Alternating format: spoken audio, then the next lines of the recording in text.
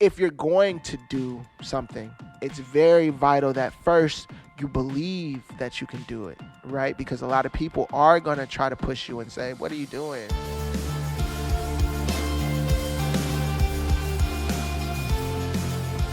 Hello, everyone. Happy New Year if you're listening to this upon its actual release. And if not, well, either way, welcome to the What You Don't Hear podcast. This is a life podcast. It's a bit of a therapy session for those involved, a public personal journal, if you will. It's a deep dive into the story of my guest as I sit and chat with them about what makes them them and what their journey has been like thus far and where it's gonna take them from here. My guest, the story you're gonna hear this week is that of one William Fairbanks. William is a Columbus, Ohio videographer and in general, an all-around creative guy who just oozes positive energy as he pursues the life of directing, cinematography, short films, skits, writing, even producing his own music.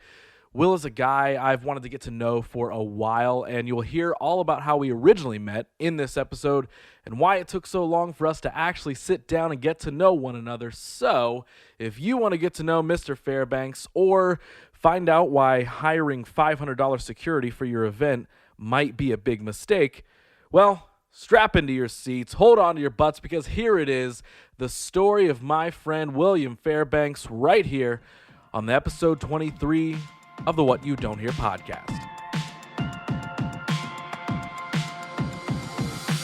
So, you ready to jump in, man? I'm ready, bro. Ready to do this thing? Yes, I'm ready. So, I am sitting here with Will Fairbanks, Yes. my friend. Welcome Yes. to the show. My man, Russ. Thank you for having me, bro. I really appreciate it. This has been a long time coming in a way, like probably around a year, right? Has it been a year? It might have been a year. Time flies. Or was it like early 2020 It when was we early met? 2020. Okay. Yeah, Okay. it was at the showcase. Yes. So we met at the Visioneer Spotlight, Yes. right? Yes. Here in Columbus, Yes. put on by Sam Rothstein, Shout out, Sam. friend of the show. Shout out, Sam. I will have him on at some point. I've been promising that for a while, and I'm like, dude, I want to have you on. Right. We just got to line it up. He's like, bro, get me on there. But- Yeah, I saw you guys working, like the video or the film that he's in. Yeah. Yes. Working. So he got to star in a recent short film that we were producing, which was such a fun experience. And I know he was definitely like, never acted before, really. So we're just gonna give it a shot and see what happens. Right. And I think he killed it. So Right. I think he Again, did great. Shout out, Sam. So we met at Visioneer Spotlight, and when I say met, it was probably the most casual and quick meeting two people could have because we each did like the little showcase thing, and I think you had to leave. Right. So basically, kind of on your way out, you were like, "Dude, nice to meet you," and I was like, "Man, since you did your showcase, I've been wanting to tell you, you did great work. Let's chat," and then pretty much from there, we made a point to be like, "All right, we are going to get coffee at some point. We're going to meet up. We're going to grab the lunch, plan. whatever it is." That was the plan. And we never made it happen. And we never made it happen. That's fact. We never made it happen. I was on my way out, and I remember I was like, yo, I got to talk to this man. And you were in the back row, and I was like, hey, I got a jet, but let's tap in. Yes, which was so cool because, again, I was like, I need to talk to him. Because, again, loved your work. Man, like I that, appreciate it. and I know that's the point of those whole showcase things is for everybody to look at each other's work and be like, hey, it's so cool. But I definitely was a big fan of your work. Appreciate and it. Ditto. I'm stoked that we are finally making the meeting happen. Man, in due time. I knew it was going to happen. Yes. And when you hit me up, I was like, bro, no question. No question. And it's crazy because even when we tried to do this, like our schedules weren't lining up. Yes. And it was like, yo, bro, something's going on at the studio. Oh, yo, bro, I got to do something tonight. I got a gig. But, we made it happen. Here we are. Here We're we lining are. it up now, and you are officially on the show. So again, I'll probably say this 100 times while we record, but I appreciate you being down to do this. Man, I it's am my very, pleasure. very excited to actually get to know you, not just on your way out the door, not just at a video production showcase Right. sort of thing. I'm excited to get to know you Oh, okay. on all the levels that we Makes me can feel dig good. into. It makes me feel good, bro.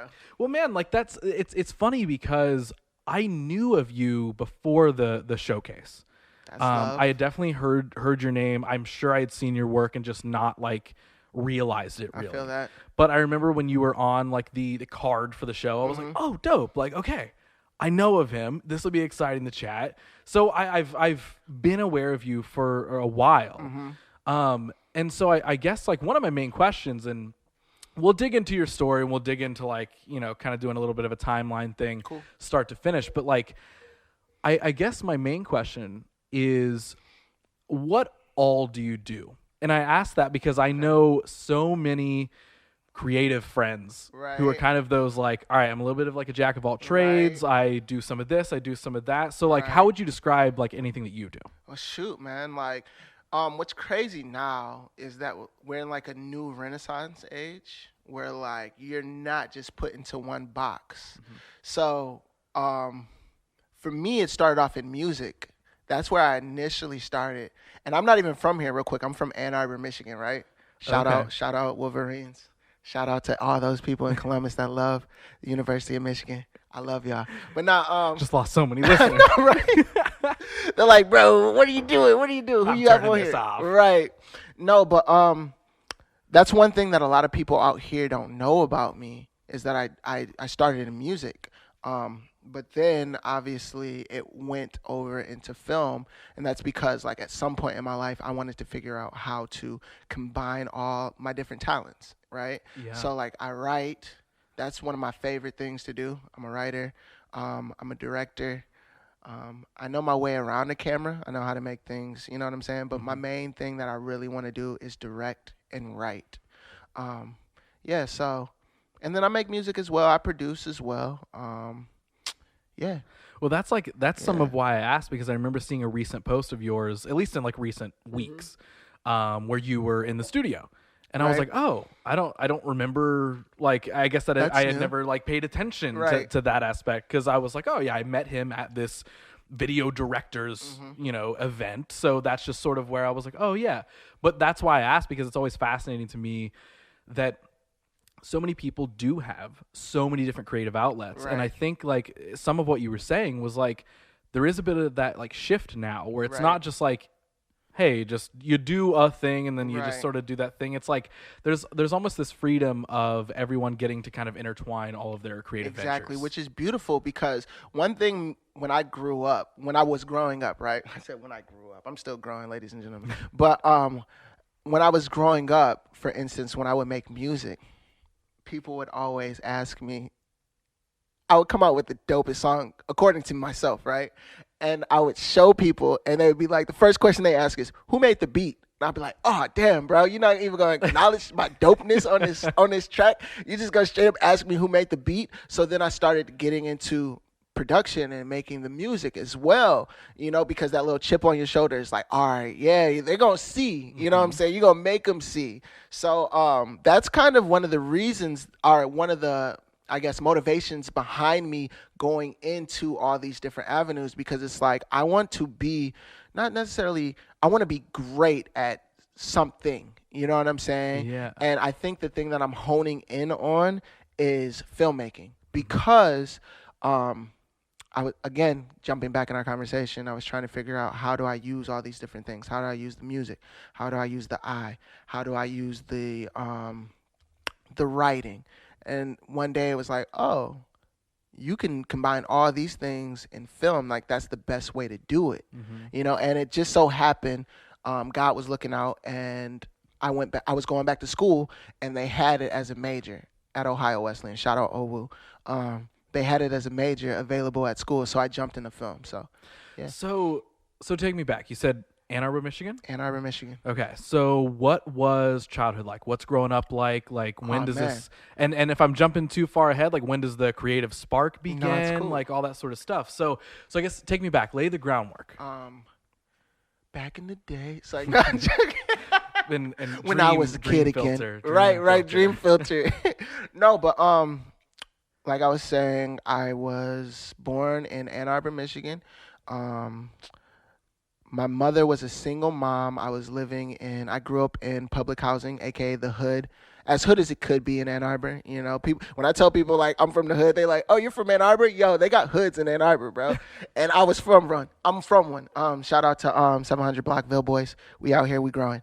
But no,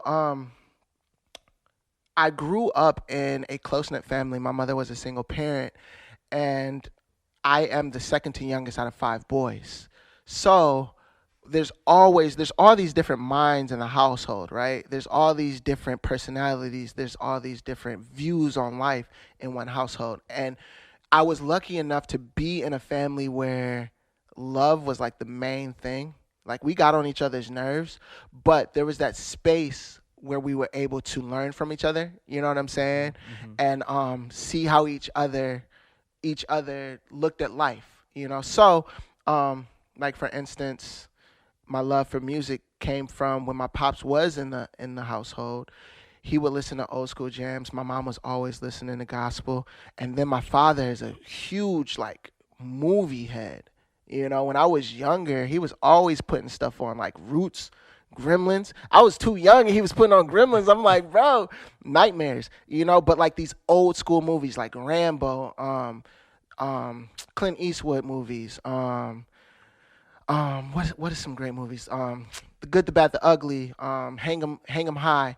Um, Cliffhanger. All these different type of movies my pops was showing me at a young age, and I'm just soaking it in. And I'm not super in love with movies at that point, but I'm enjoying them. And then I also have like a brother who listens to like Luther Vandross. I couldn't stand Luther Vandross when I was younger, but my brother would bump it all the time. And he'd be like, Mom, can I put on Luther? And I'd be like, come on, man. Ain't nobody trying to listen to Luther, but I was able to get that because my mother made me accept my brother's differences. You know what I'm saying? Yeah. So I was kind of Okay. built off of all these different views. And at the same time, I had my own. I had my own style. I had my own way of going about things. So the passion for the art started when I was younger. I always thought things were interesting. I was always asking questions. I've always been that person who has had a crazy imagination, and I've wanted to create things. I remember my mom would always tell me, she tells the story to this day. It's like that, oh, let me tell you a story about my son. You know what I'm saying? This is the story that she tells.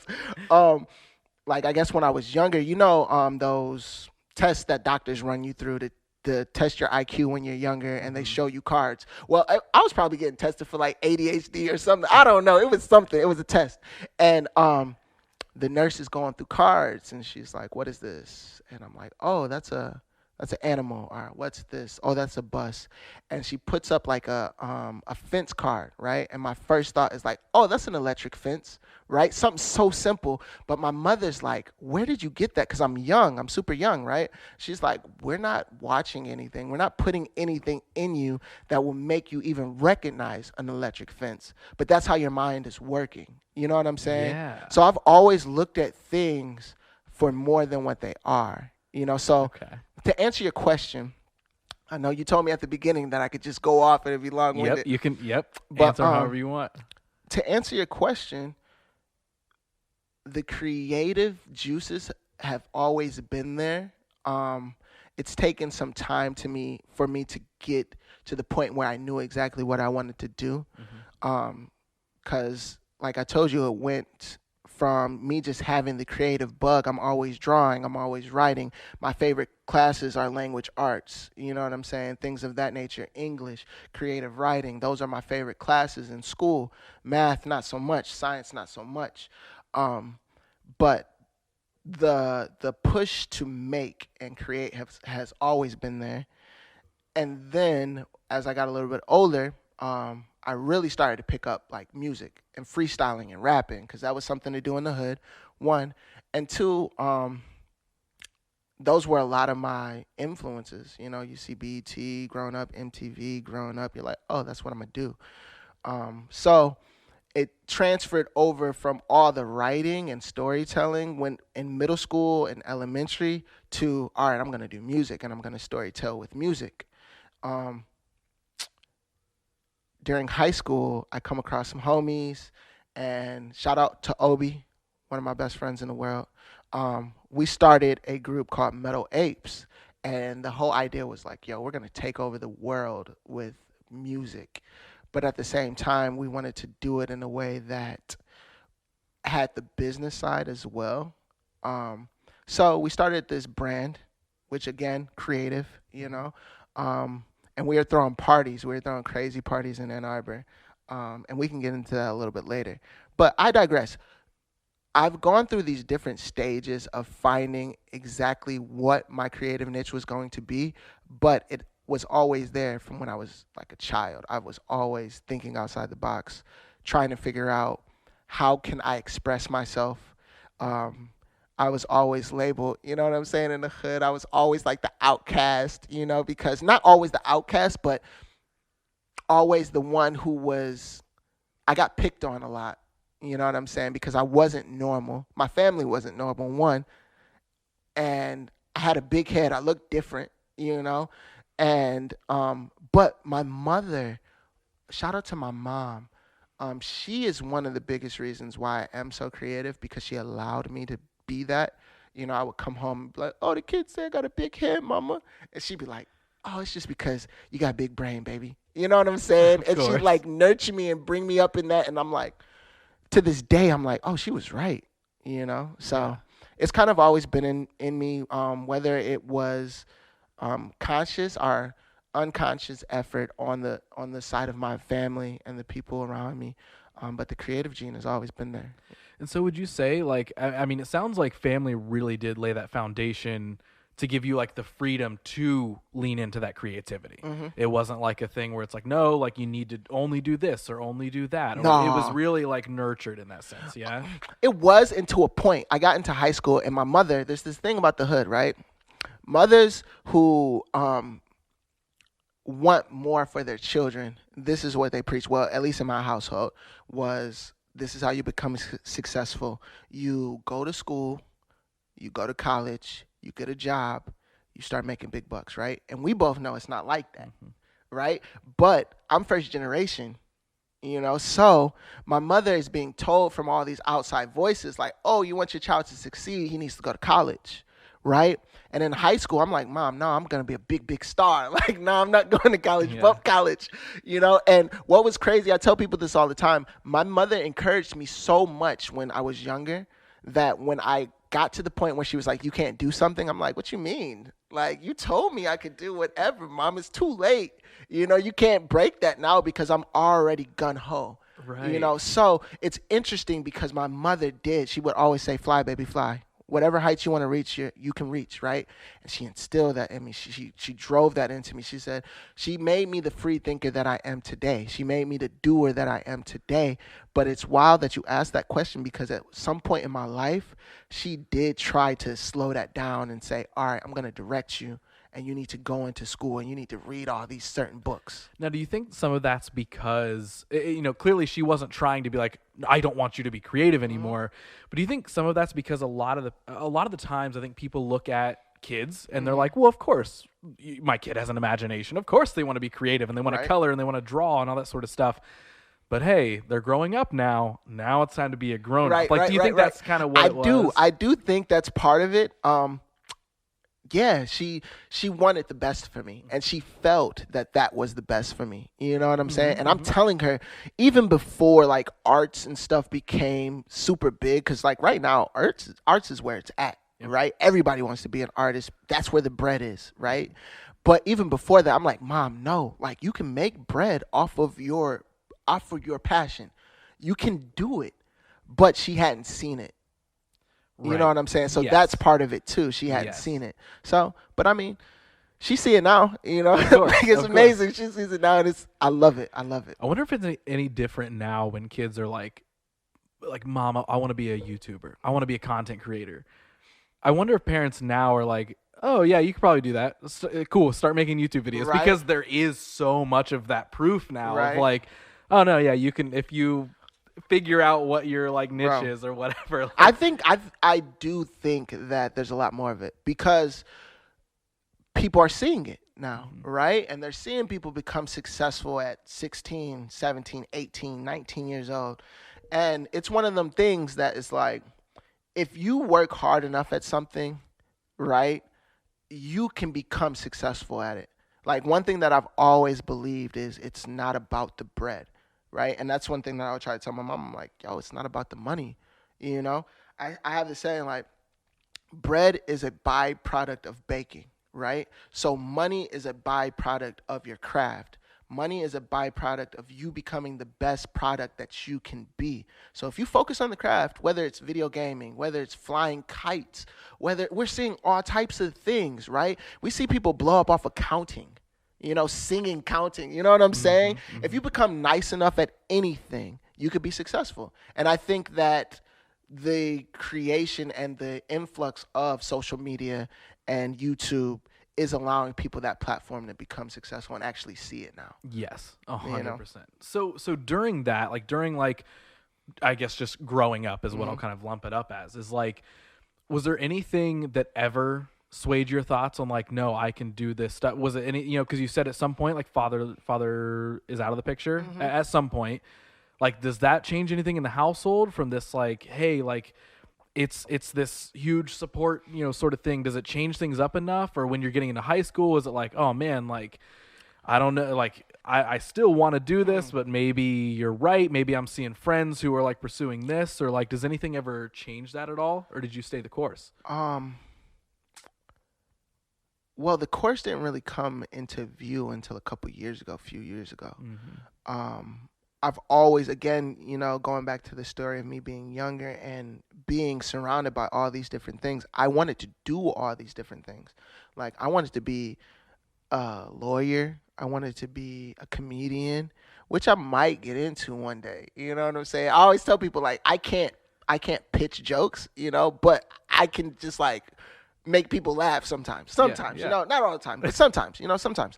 But I wanted to be a librarian. That was one of my biggest dreams, because my 5th grade librarian was the dope. Like, she was the coolest chick ever. And that's part of the reason why my imagination is where I'm at. I read a lot of Roald Dahl. Like, that was my guy growing up. Okay. Yeah, Roald Dahl. My librarian was really just super cool, and she kind of pushed me in the direction of creating. But to answer your question, when my pops left, I was either 8 or 12. I know there's that 4-year gap, but I could never get it right.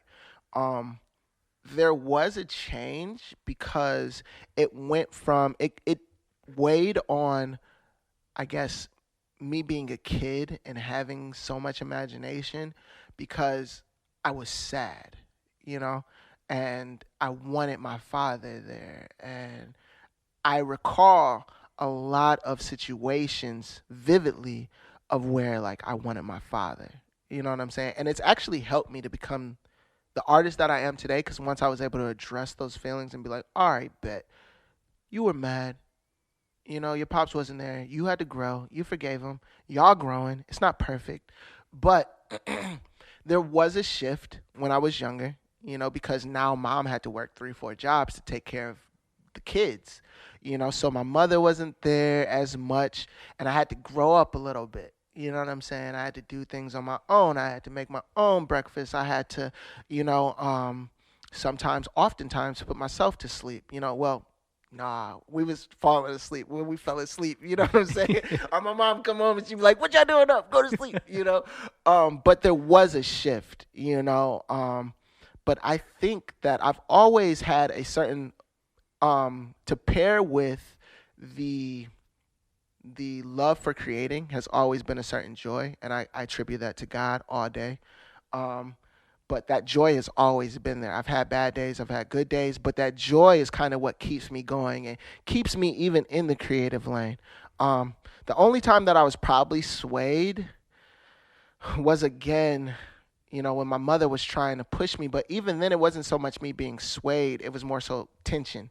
My mother's like, do this, and I'm like, no, I'm not doing that, Mom. I'm not doing that.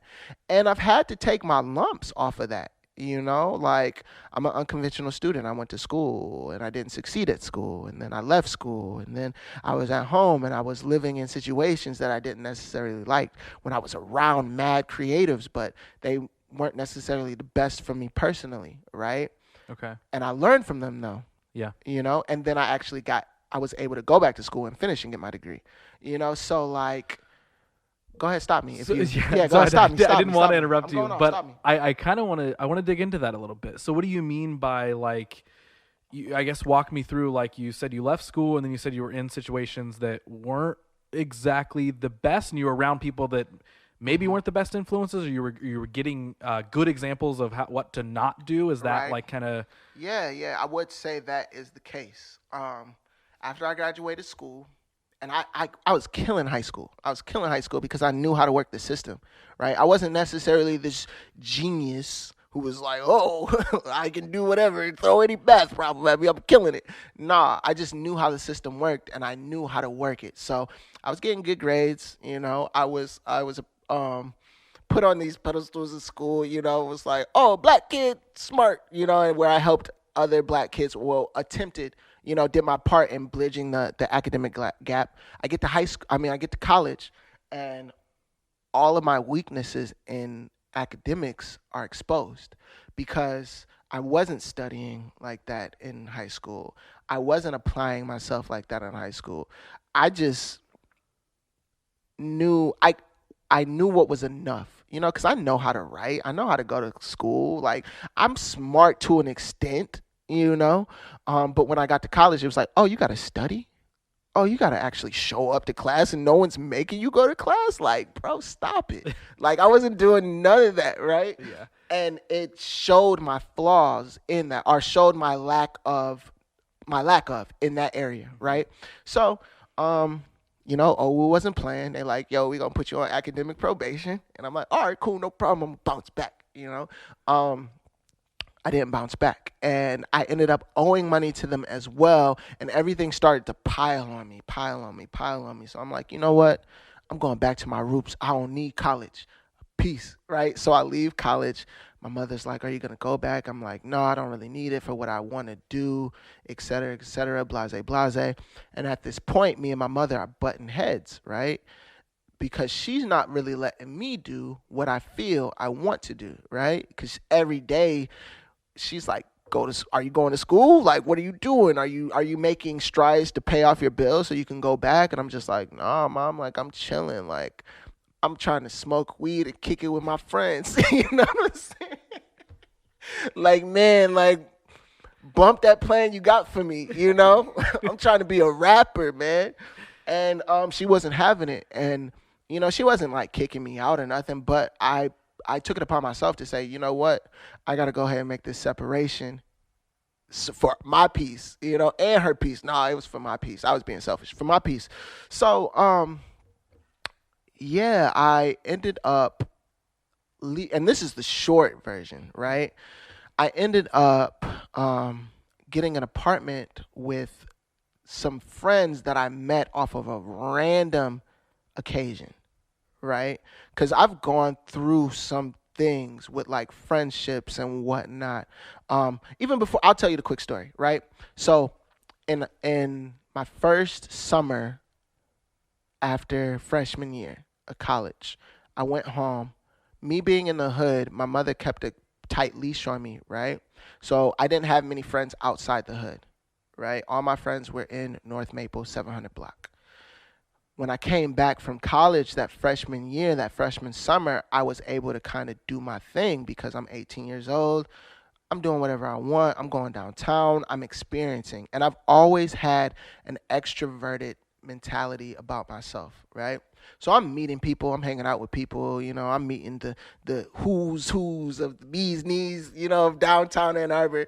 And I'm making friends. And long story short, that's when me and my boy Obi started our group Metal Apes, right? And we're throwing parties. We're throwing bangers, like bangers, bro. And we're doing it in a different way. We're doing it in a way like it was what was that party movie that came out in like 2012? Project X. Project X, right? One time me and my homies all went to the theater and we watched Project X.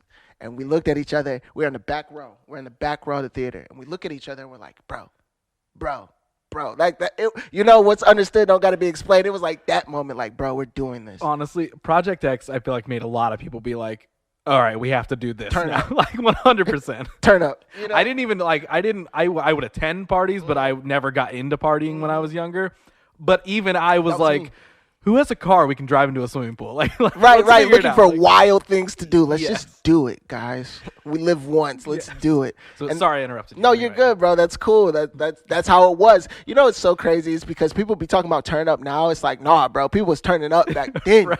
Like that was the turn up, bro. Like But you anyways, didn't watch Project X when I did. So. obviously, y'all didn't check it out. But no, and we were successful. Like how we did it was because at that time, again, like you were saying, everybody decided to throw those parties after that movie came out, right? But where I'm from, everybody was throwing their stuff up on social media, so they'd be like, "Oh, Project X, whatever, Auburn Hills, whatever," and you'd hear like 30 minutes later, "Oh, I got shut down. Police showed up, got shut down," because people weren't really being smart. They were like, "Yo, bro, obviously the Fed's watching. Use your head." We were like, yo, let's do this. We ended up our first party. We booked a lake house that was like 45 minutes to an hour away from the city, from Ann Arbor, and we got these tickets made, and it was called Meadow Apes Everything, and they were gold tickets, and we had on the front blue. And they were just about 4x4, little small index card size tickets. And what we did was we got a stamp made, and we stamped the address on the back of each one.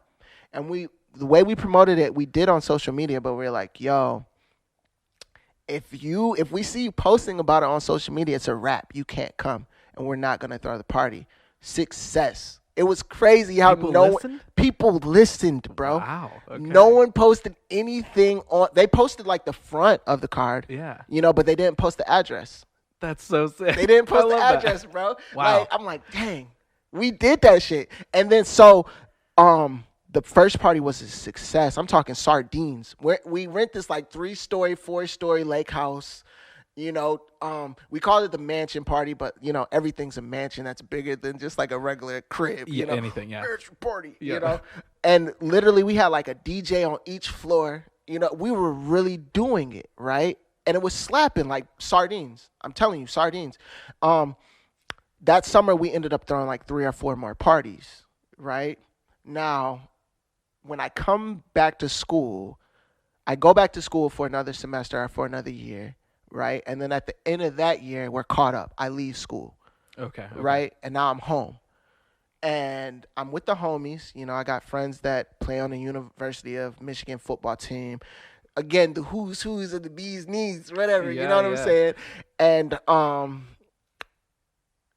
we're throwing more parties, and more people are showing up. They're like, literally, we are on that level of, if we were throwing a party, don't throw a party, because people aren't going to that party.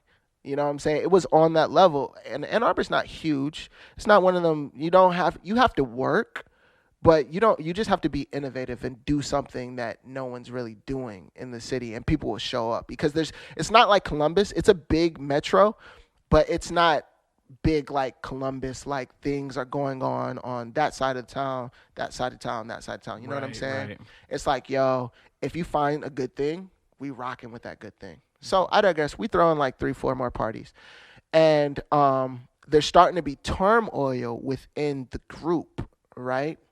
And a lot of it was my fault, because like I'm the head of everything. You know what I'm saying? And I was a bad leader. You know what I'm saying? Like, and I'll be frank. I was a bad leader. I didn't know how to do these things. I wasn't ready for it, right? And as a result, things started to go sour. You know what I'm saying? There's envy within the group. There's talking behind each other's back within the group. It's getting rotten, right? And so we for New Year's, we're like, all right, we're going to throw this banger, right? And at this point, I'm tired. I'm mad at everybody in the group. Everybody in the group mad at me. Everybody's mad at everybody in the group, right?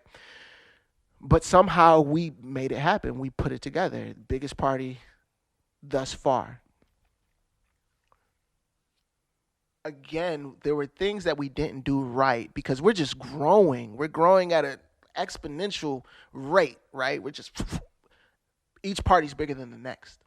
This party, we'd have like 200 people at this. So we rent this warehouse out in Ann Arbor, and we're young. We're like 19, 18, something like that, and we're renting. We got insurance and everything. And we're renting these big warehouses, right? And we got like a VIP section. We're selling alcohol. I got a DJ. We're dealing with old heads, right? Who are looking at us like, y'all shouldn't do that. But like, we're paying them, right? So they're just like, all right, go ahead and do your thing. So we're throwing these parties, right? We throw this last party, and it's out of control. Right, I have the worst security in the world because we're trying to cut costs, right? Which I mean, like, listen though, hold on. I'm still gonna pat you on the back because you're throwing these parties as a teenager. The fact that you have any security at all Bro. says a thing. So, listen, I understand you had to cut some budgets and give some okay security, but Okay is an overstatement, bro. So our security was recommended to us through a homie in the crew, right? And he was not to be. He was not to. It was bad choice to take his word on the security, right? Horrible choice. Horrible choice on the security. Anyways, and you'll understand in a minute when I finish telling the story. So we're throwing a party, and mad people are showing up. At this point, we're so big, we're selling tickets wholesale. Like, I'm selling 25 tickets to homie, and he's going and selling them for a higher rate. now really quick, is this coinciding with like making music, or is this literally just the group is like, hey, we just make events? We're hustling. So the ultimate idea is Obi, my boy, he was the spark in music, right? I did music too, but I'm like, you know what, bro? I'm going to do this. I'm going to help us build this brand. And I saw it like, yo, we want to be like Nike. You know what I'm saying? Everything, my mentality then and to this day is, if it's dope, it's dope. Mm-hmm. And people bang with dope. Like, we could throw parties. We get known for our parties. Yo, homie in the crew, Metal Apes is coming out with an album. Oh, their parties are dope. Yeah. Their artists got to be dope. So you were just building the brand. We're just building the brand. Yeah. Point blank. And so Obi was going to release his project at the party. But that's a side note. It never happened. These are just things that we messed up on, fell short on. But we were throwing parties, right? Parties were banging. We're selling gear. People are loving it. But again, we are not ready. We're moving faster than our capacity could handle, right? So at the party, this last New Year's Eve party, crazy amounts of people show up. And we're having a good time, right? There's all ages, the demographic, the target market is like 16 to like 35. I'm not even playing, bro. I'm not even playing. And people are showing up. You know what I'm saying? My older brother is there. He's like, hey, bro, this is cold. I'm like, what's up, bro? You kicking it with the young boys tonight? All right, bet. And like, he was, and so were other people. Like, he had people there that he could kick it with. You know what I'm saying? But so while we're there, some people show up that didn't like some other people, and it wasn't a hood party. You know what I'm saying? It was like suburbs, because Ann Arbor is suburb, right? You do have pockets of hoods, but it's suburb, right? And a lot of people on the squad were suburban kids, right? So, and that's another reason why we had such a crazy demographic, because we had like white boy Andy who's kicking it with like all the suburb kids, and then you have Hop, who is football player, you know what I'm saying, for U of M, and then you have Obi, who has like the anime crowd. Like, we have all these different people on the team. It was a smorgasbord of people. Long story short, everybody in Ann Arbor knows about this if you're a certain age. There's people that show up that don't like other people there, right? And when those two forces collided, it was madness, right? And you could see it happening, because unfortunately, people show up not to have a good time. Some people show up to the function mad. Some people show up to the function with already in their mind like, oh, I'm about to ruin this shit. You know what I'm saying? That's kind of what happened. And again, my security was lackluster. $500. That's what I paid for my security. Ladies and gentlemen, do not, if they're charging $500 for a party, do not hire them. $500 is below budget. You will not get what you need. But so again, madness ensues, right? And I'm looking for security, and they're like, they fly the coop. Like, I don't even know where they're at. Yes, yes, yes. True story. I kid you not. They're gone. Madness is going on within the function. People are drunk, all different ages. People are gone. They're not inside their right mind. It overflows into the parking lot, right? And it's just madness, madness. I hate to talk about it, but I love to talk about it because it's such a great lesson. Um, Madness in the streets, madness in the streets. It was so bad, Ross. It was so bad, bro. And this was during the time where like World Star was popping. So you got kids with their phones out, World Star shooting, you know. So the police get called, people get stabbed, 3 people get stabbed. Yeah, it was bad, bro. It was bad. Yeah, it was bad. And like it was like everybody was fighting. It was like it allowed the worst of everybody to just come out, young, old, everybody was wilding out. So yeah, people got stabbed, ambulance showed up, the police came and shut it down eventually, right? And you know what's so funny? You know how I told you the older people that we were breaking bread with? There was like this production lights guy who was there, right? And he comes to me during the party. He's like, William, you need to shut this down right now, because he saw it. You older, you can see the lay of the land. He's in sober mind. He sees the lay of the land. He's like, William, you need to shut this down right now. And I'm like, all right, bet. Like I'm like, all right, we gonna shut it down in a minute. Bet. Go on. You're like, dude, security's got it. It's Security's fine. got it, bro. We broke bread with security. We good. $500 straight up. I gave him a whole $500. I gave him a whole bro, half stack, straight up and down 6 o'clock. We good. We're good, bro. We're good. It's like, now he looking at me like, all right. And he was right. Madness ensued. Police showed up. They shut it down. And at this point, my team is unraveling, right? Because we're already at odds with each other, right? So, my name's on everything. My name's on the building. My name's on the insurance. So I can't go nowhere. If it wasn't mine, I don't know if I would leave. I can't blame them for bouncing, but everybody bounced, right? And I'm dealing with the police, and they're like, what's going on? Because they can't come inside, right? So I'm meeting them, talking to them on the outside. But you still have the little young people running outside of the building. And I'm like, yo, Andy, shut the door, bro. And the police see it, right? And they're like, oh, we got to go in there. So they're marching in, right? And I'm like, oh, my God, it's a wrap. It's a wrap. Because he asked me if we were selling alcohol. And I'm like, no, sir, we're not selling alcohol. Because it's illegal. You're operating a blind pig. You know what I'm saying? And he goes in, and we have these signs plastered everywhere, like, drinks for $3. He's like, he looks at me like, I thought you weren't selling alcohol. And I'm like, sorry, man, I apologize. You know what I'm saying? I forget what I said to him. I said something. You're like, hold on, who put those up Something there? like that. I'm like, man, bro, we rented this place. I don't know what's going on here. But it's crazy because, and this is something else we can get into, but I'm a man of faith. I'm Christian, and growing up in the hood, my mother's a prayer warrior. She prays all the time, prays for me. Her prayers have kept me. Those prayers are why I'm not in jail right now. You know what I'm saying? Because they are ready to take me. But going back in the story of when I was younger, my mother in the hood, everybody would stay up late, right? And they would gamble and drink on our main strip, right? And my crib was right on the hill at the edge of the strip. So my mother was the woman who's always calling the police on people on the strip. She's like, my children got to sleep. They got school in the morning, blase, right? As a result, she builds a rapport with the police, like with the police station, with the police officers, right?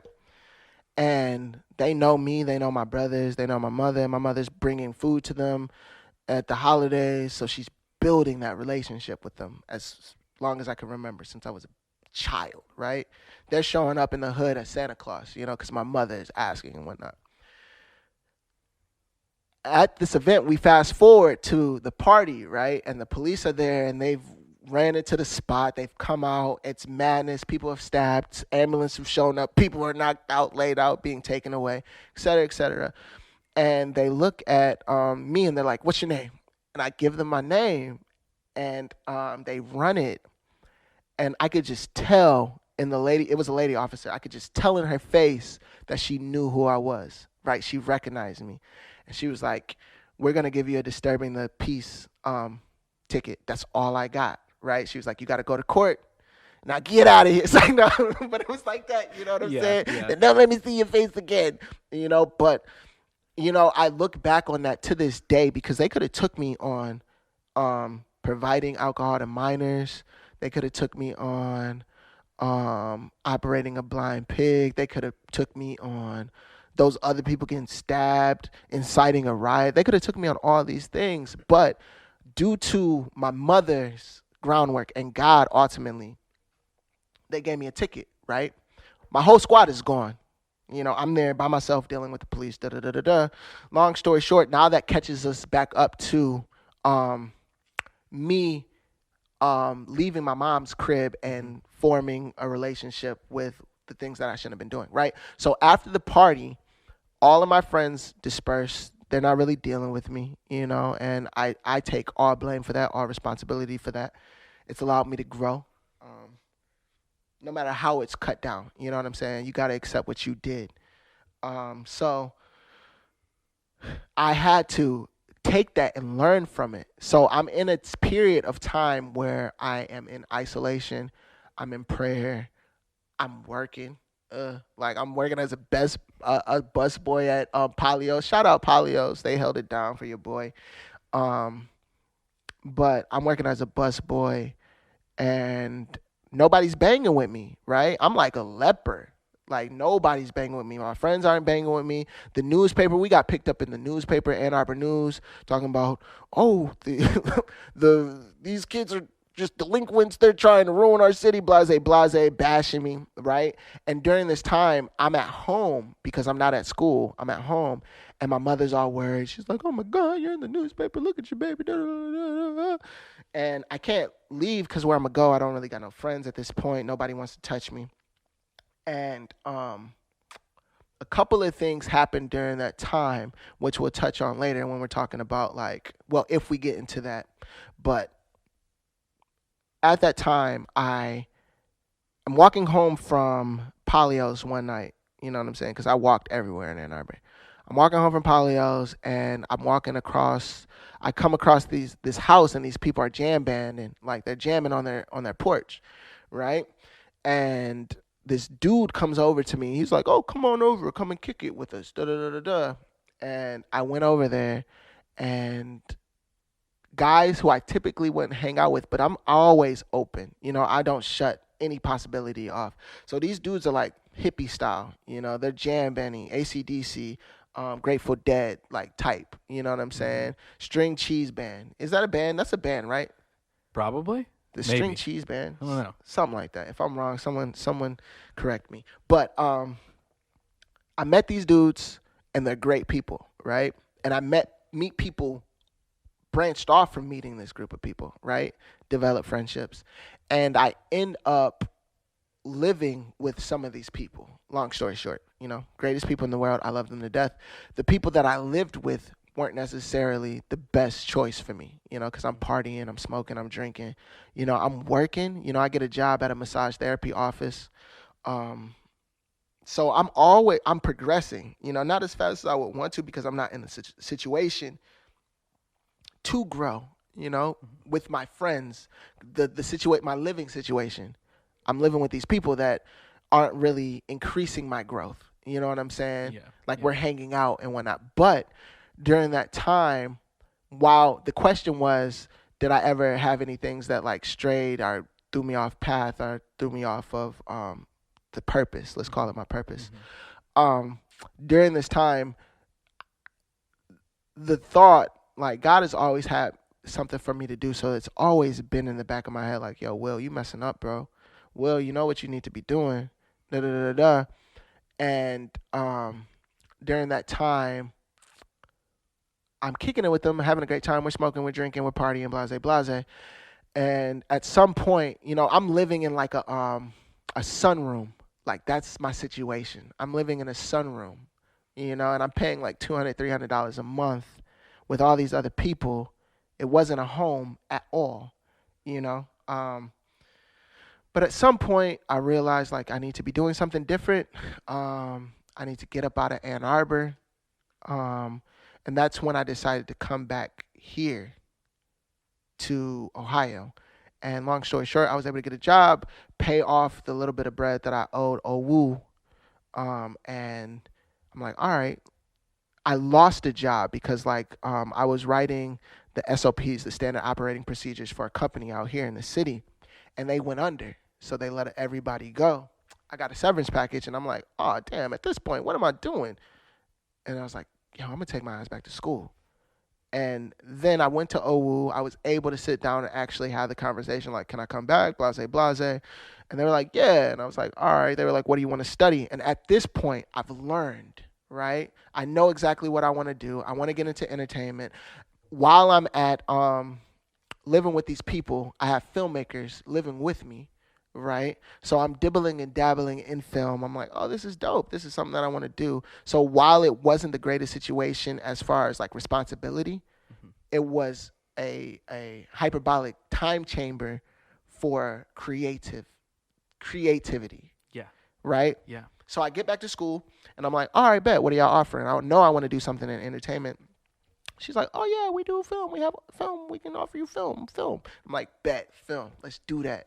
And when I went back to school, literally I made dean's list every semester.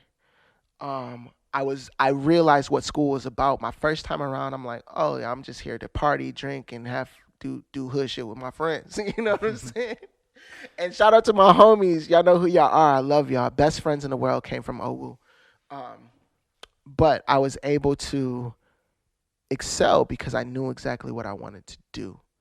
And so that brought me to where I'm at right now. Well, not necessarily, but I was able to finish. And, I digress to answer your question. Yes, there were those periods where I got off track. Mm-hmm. That whole story is a story of low key getting off track, but at the same time, learning from being off track. Yeah. And now, I was able to finish it. Which is huge. Yeah. Learning from getting off track is the big thing that I feel like a lot of people might not do. I feel like it's very easy to get complacent with a lot of things of like, oh, well, this is my situation. This is just how it is. Right. This is sort of, I'm interested in this thing, but it's sort of just a hobby that I guess I'll do sometimes. It does take a little bit of that extra clarity and that extra push to make that decision of like, no, I'm going to actually pursue this. Right.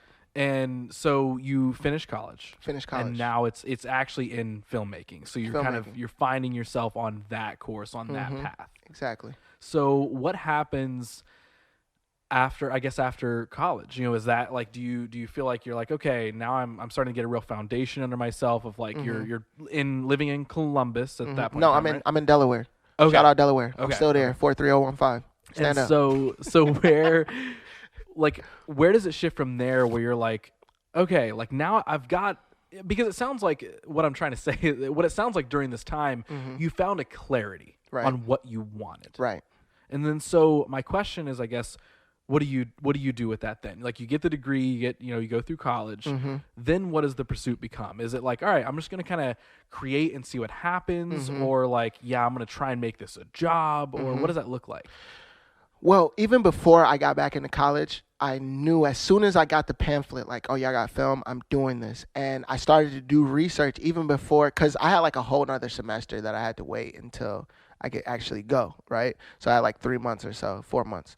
And so I started doing research on cameras. I started doing research on how to make films because I knew, like, I want to be a filmmaker. That's what I want to do. I don't want to go into corporate. I don't want to do commercial. I want to make films. I want to write and I want to make films. And go ahead. Sorry, can I ask you something real quick? How important do you think it is when somebody makes that sort of decision of like, I'm going to take this thing I'm interested in, it's a hobby, and I really want to go all in on it? Because I think a lot of people, kind of like I was saying, like they really do just see things as hobbies that are like, oh, well, I guess that's just a thing that I sort of am interested in.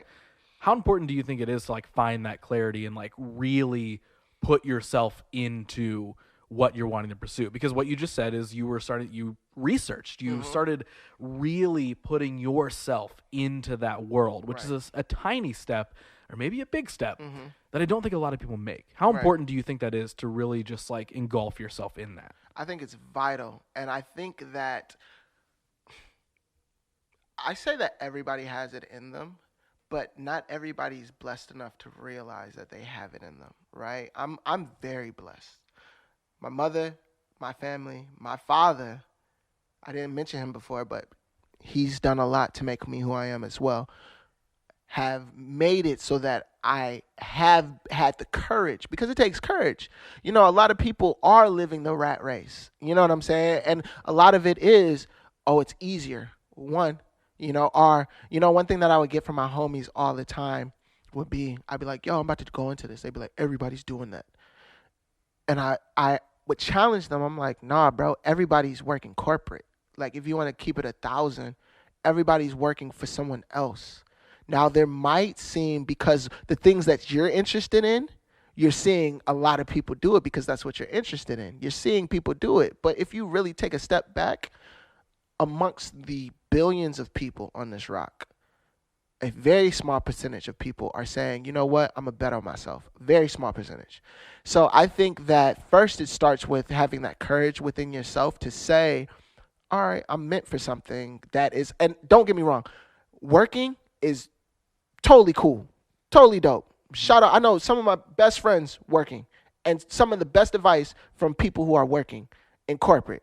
No issue with that. But I think that if you're going to do something, it's very vital that first you believe that you can do it, right? Because a lot of people are going to try to push you and say, what are you doing? Why would you do that? You're not doing it like everyone else. Why are you doing that? You should be doing something else. You should be doing what we're doing. So you have to first be able to believe that you can do it. And then, yes, you need to dive in, because you're not going to get it unless you're going for it 110%.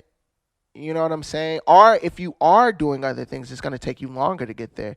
My homie, DJ Elias Saba, he told me this one day. He's like, bro, it's like if you're trying to download a bunch of things off the internet, right? Or if you're trying to upload a bunch of things to your hard drive, whatever it is. If you're doing a bunch of things at once, it's going to take forever for any one of those things to be completed. But if you just upload one thing, right, swoop, it uploads a lot quicker, a lot faster. But you have to make that decision. You know what? I'm just going to do this one thing right now. And you do need to have it made up in your mind that no matter what, I'm going to go for it. And take the time to think about it. You know, take the time to really analyze yourself and say, what are the things that I like? Because it took me some time to get to the point of, I'm going to make film. You know, I had to say, what do I like? All right. And I had to ask myself hard questions, and I had to humble myself, and I had to learn lessons. Because like you were saying before, a lot of people don't learn from the mistakes, right? So I think mistakes are all there to direct you and guide you, right? And if you don't learn from the mistakes, you end up wandering around in the wilderness like the Jews. You know what I'm saying? The Jews, children of Israel. You know what I'm saying? Like, you end up wandering around. If you don't learn from your mistakes, you end up doing the same thing over and over and over again, right? So, yeah, man, I think to answer your question, I know that I'm long-winded. You know what I'm saying? Keep it coming. But you gave me the green light. Yes, I love it. I do think that you need to know what you want, and then, yes, know without a shadow of a doubt what you want, and then, yes, go for that. Go for that no matter what. Do you think sometimes, because even, you know, when we started this podcast, we're talking about like all the different things that we individually do, right? Mm-hmm. Do you think sometimes having that clarity in that first step, like you were saying with like the upload analogy, the clarity in that first step will sometimes make the other things come easier, right? Because when you identify like, okay, well, I want to be this, and now I'm going to gain these skills. Right. And now that means after I've taken the first step and gained these skills, this actually helps me pull up the rest of the thing, you know, maybe the other 7 things on my list that I wanted to do. Big fact. Okay. Big fact. Yeah. I agree 110%. That clarity, once you get it, go with it, you know? And it's okay to question things, but when you know, don't overanalyze. And this is coming from an overanalyzer. You know, you have to be able to check yourself and say, what makes sense. I'm reading this book right now. It's called From Good to Great. And it basically talks about what separates good companies from great companies. And one of the big things is being honest. The great companies are honest with themselves and they say, what can I be the best at? You know what I'm saying? So you have to be honest with yourself and say, what can you be the best at? Your best version of yourself. What can you be the best at? Whether that is, you have to answer the question of, what don't I mind putting time into? You know what I'm saying? To become the best at. You know what I'm saying? Like, I couldn't be the best swimmer because, nah, bro, I'm not going to spend a bunch of time in the pool. Yeah. You know what I'm saying? It is that big identifier piece of, you might be interested in something, but you have to identify, like, well, am I willing to put in the time, the energy, the effort, the whatever to actually pursue that? I'm 100% that way. There's a lot of things, just like you said, and like I related to this so much when you were explaining it earlier, when you were like, I wanted to do this and I wanted to be an attorney. I wanted to be this. Right. And like, those things are kind of like separate from each, it's not in the same world. Sides. But I'm the same way. Where like, we talked about earlier before we started, like, I don't even drink. Right. But I really would love to own my own alcohol brand. Right. That'd be dope. Just to do it. What would you name it? Man, that's a loaded question.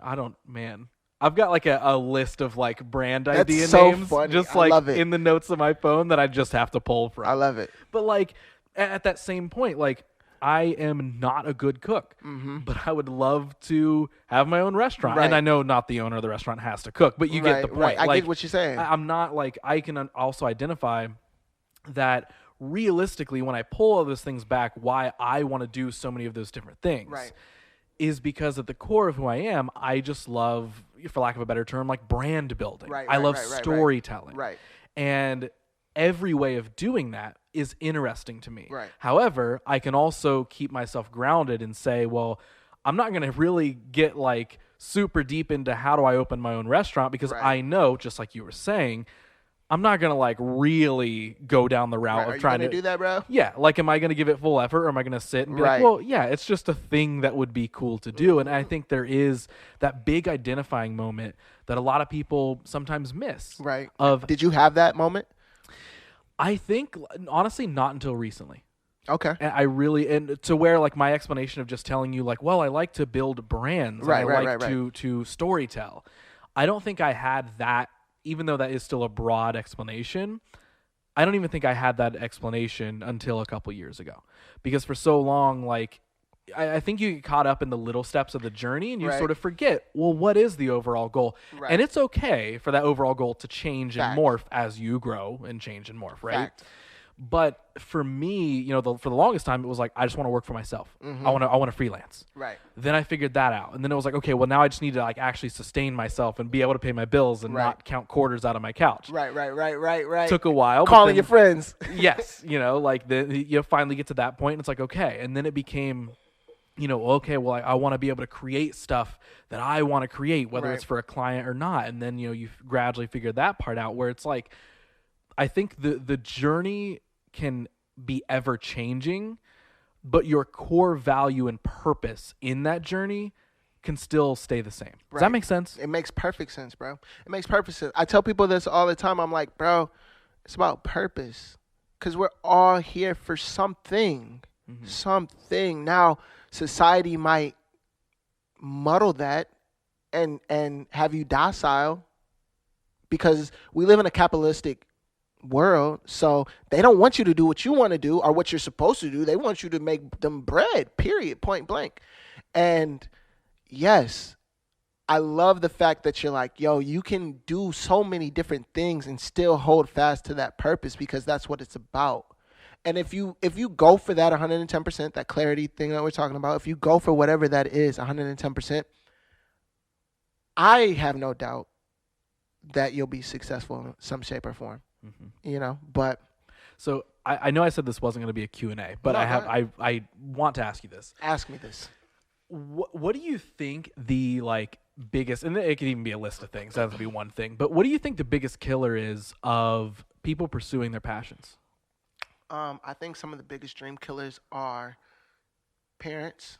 The parents Parents, encourage your children, man. Tell them that they could do whatever they want because they can do whatever they want. As long as they're not hurting nobody, as long as they are spreading love and being positive, yo, encourage your children. I see it all the time where it's just like, oh, mama, I want to do this. Papa, I want to do this. And they're like, what the hell? You know what I'm saying? Yeah, Like, yeah. I'll smack you. You come to me with that madness, But it's like, yo, you gotta believe in your children. So I think that's one of the biggest dream killers because some of the biggest dreamers are children. The biggest dreamers are children. That's all we do when we're children is dream. Oh, I'm gonna ride a tiger over a rainbow, and then I'm gonna touch the moon, and then on our way to Saturn. You know what I'm saying? We Yep. dreaming Yep. as children. And I think that society is often a dream killer, and it's again, it starts at home, but then you raise up these dream killers, and then these dream killers end up killing the dreams of their friends. I think friends can be dream killers. I think teachers can be dream killers. I think circumstance can be dream killers. You know what I'm saying? A lot of people, yo, you gonna go through days of digging through your couch looking for quarters. You know what I'm saying? And it might not be that type of what obstacle. It might not be that, but you're gonna go through the rain, and you're gonna go through the pain, and you have to just know, like, yo, it's part of it. I'm gonna keep going. That is a huge dream killer. I hear a lot of people say like, oh, well, it's hard. You know what I'm saying? The work that comes with attaining your dream is a dream killer. You know what I'm saying? I say it all the time. I'm like, everybody want to shine, but don't nobody want to put in the work to shine. You don't realize that it's work. I'm sure that you can attest to this. It's work. Mm-hmm. It's long nights. I was telling people, I'm always telling people something. You know what I'm saying? No, I was telling I'm with you. 100%. What you just said, I'm like, yeah. Right. I was telling the same people. I was telling the same people the same thing that same day, But no, I was saying like, yo, when I was in school full time, and then I was working about 30 hours, corporate working, because I had an internship by the grace of God that paid me enough to take care of my bills because I wasn't living on campus. I had my own apartment. At that point, I'm like, I ain't going back to school on campus, live with these kids. It's like, no, but I'm like, I have my own apartment, but I had to maintain that. And then at the same time, I'm out in the city every Friday, Saturday, Sunday doing engineering gigs to make more bread. So I'm working like 60 hours a week while going to school, right? And that might be a hyperbole, who knows, but I was working my ass off, right? And that's what I say is like, it takes an extreme amount of work. And I understand people were like, I don't want to do that, because you go to work and then you come home and then you go to work, right? And that could be a dream killer in itself, so there's dream killers all around us, you know what I'm saying? And there's a lot of people out here who have had their dreams killed. You can see them. You be like, dang, bro. And like, you'll start getting into conversations and you be like, dang, bro, you should go and do that thing that you're so passionate about. Yeah. You should do that. Those conversations are tough sometimes because if you're, and I would heavily assume we're very similar in this way where, you always want to be that person who's going to encourage them. Mm-hmm. You always want to be the person who's like, hey, remember that idea you told me about 6 months ago?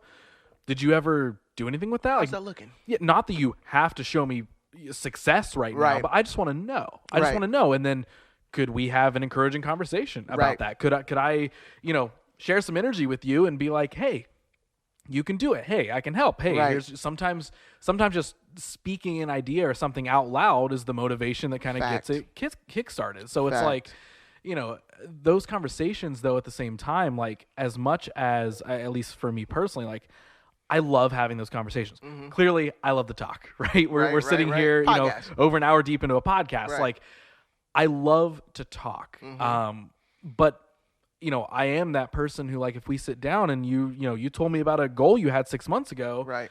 I'm going to be like, hey, did you chase the goal? Right. Why hey, is something upsetting you? Let's open up those doors. Let's talk about that. I don't want to talk about whatever meme is viral today. Like, Right, sure, exactly. we'll laugh about it, but Real talk. what's the substance here? What's more? And I understand that that's not everybody's cup of tea, right? Not everybody wants to have those conversations. Right. I totally get that. But it's a hard balance to identify, like you were saying. Sometimes you can tell when someone's been defeated. Right. And I think, and I'm not trying to speak for you, but I think maybe the way that people like us tend to think is you kind of think like, man, maybe they're just one good conversation away from getting back at it.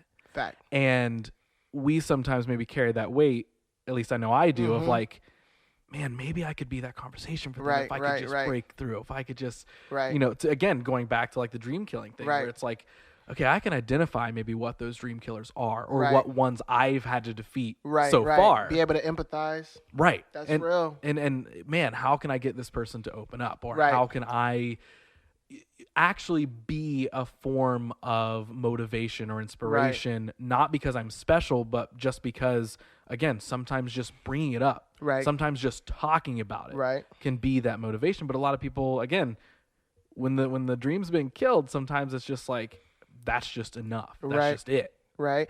And what I feel, and correct me if I'm wrong, with us, it's like we can't help it. We can't help but get excited about somebody's idea. We're dream fuelers. It's just like, bro, let's just talk about it. Like you were saying, let's just talk about it.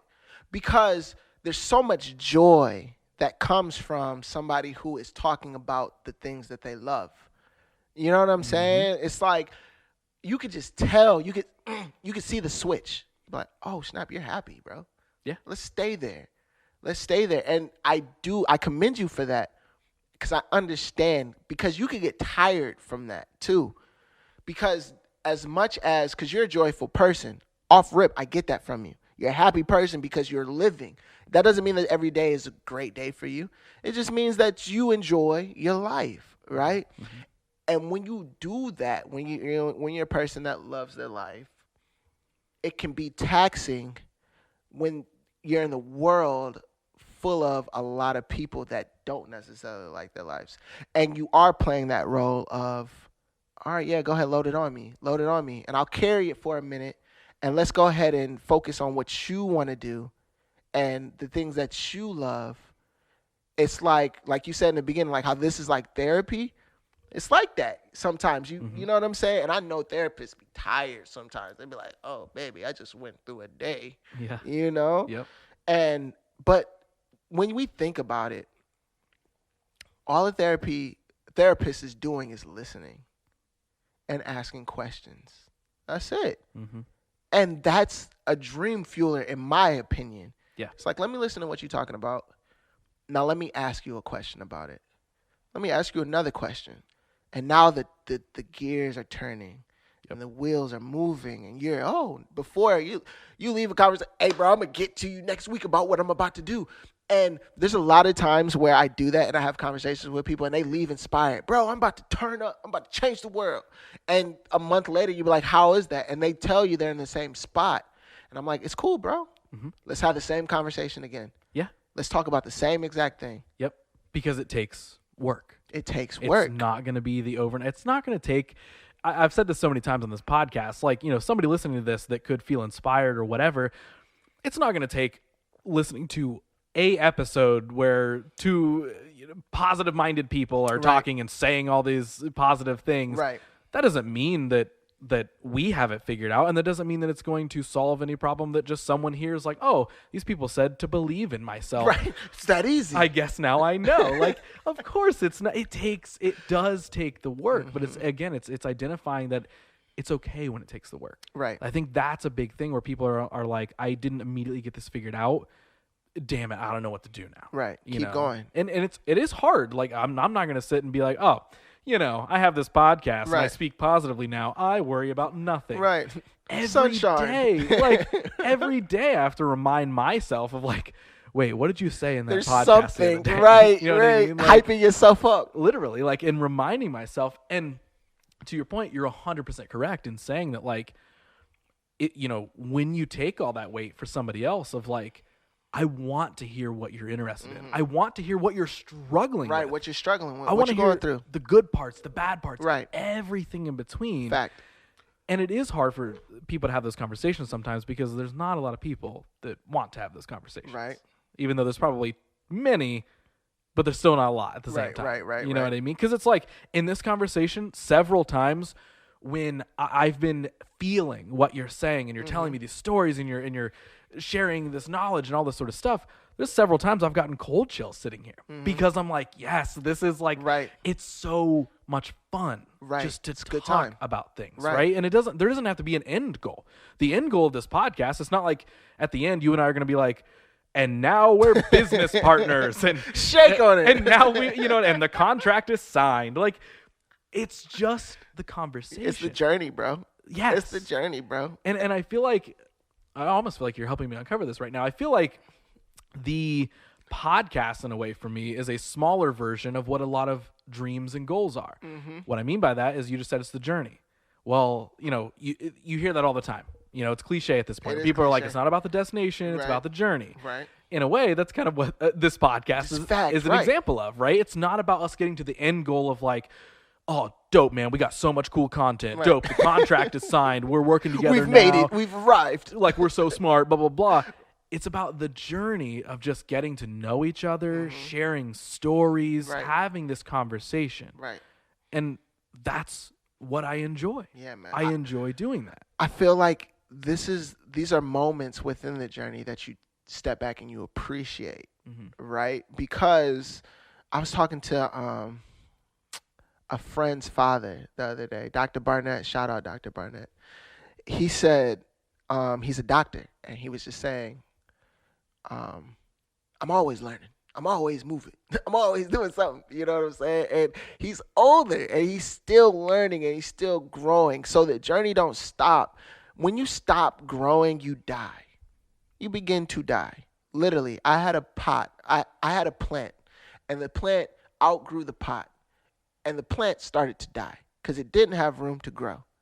I took the plant, I put it in a different pot, and it kept growing. And now it's beautiful. It's this beautiful green plant in my living room. I love it. I love it.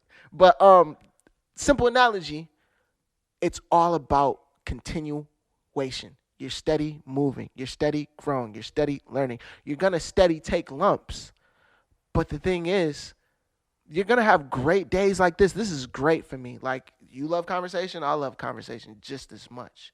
Because I leave inspired. And we ain't arrived at the end of this. We don't hit stop and say, all right, I'm going to need my million. You know what I'm saying? Right.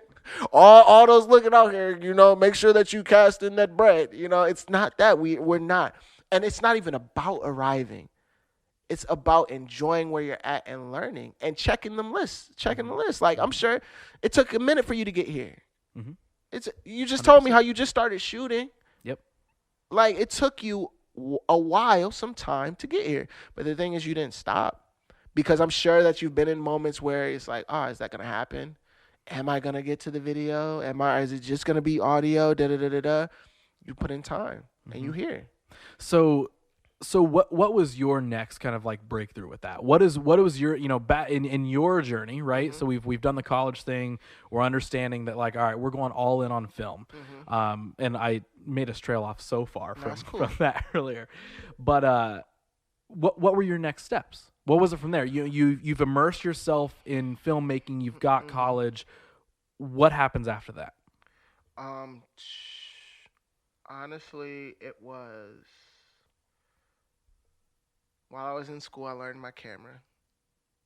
And after college, the goal has always been the same. I want to shoot movies and films, right? And I'm always thinking about how to get there. Because it's not just wanting something. You got to figure out how to get there too. You know what I'm saying? And it's not just the work. It's about the plan, the blueprint to get there. So I'm always thinking, like, how am I going to do this? And I'm like, I need a reel or I need a resume. You know what I'm saying? And my boy Obi, again, presented me with the opportunity to shoot like 4 music videos.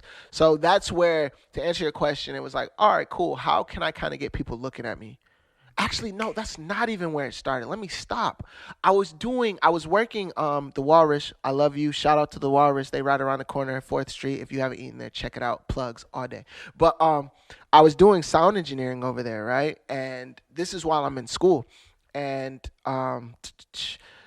this lady or this woman, this chick, she has a party in the side room, right? And I go in there and I set the sound up because they're having sound issues. Months later, she comes back into the Walrus and she's just chilling because they do live music over there. The Walrus is a restaurant, by the way. Like people who don't know the Walrus, they're like, "What the hell? Like you was at the Walrus? What's the Walrus?" But she's back there for whatever reason, and we happen to have a conversation, and she's asking me what I do, and I'm like, yo, I'm in school for film, da da da da da. She's like, yo, I know the person that you need to meet. She introduced me to this cat named Asin, right? Shout out to Asin, love you. Um, he was doing events in the city, right? Under I think this was before he came out with his brand, but he was throwing events in the city, and she was like, I'm gonna put you on the list, show up, I'll see you there, right? And this is even before. This is like my first gig, and I doing it for free. I'm showing up, I'm shooting. I got my camera. Hey, can I shoot? He lets me in. Then in there, I'm always thinking marketing too, just as a like a subconscious thing. I'm always thinking marketing. So while I'm there, I'm saying I'm taking a picture. And I'm letting y'all all in on the secrets right now. But I'm taking pictures, and I go up to people and like, yo, if you like the picture, hit me up on Instagram, give me a follow. My following skyrocketed, right? And I'm doing these events, and I'm doing one after another, and I'm just doing them free. At some point, I think this is the winter time, the first event, and I'm doing everything for free. And I think like a summer went by, and I was doing everything for free. And then the next year, he hit me up like, yo, Will, I want to book you for an event. And then I was like, all right, bet. Even at that point, I was still charging like nothing. But I'm like, all right, I'm getting paid now. It's those little steps.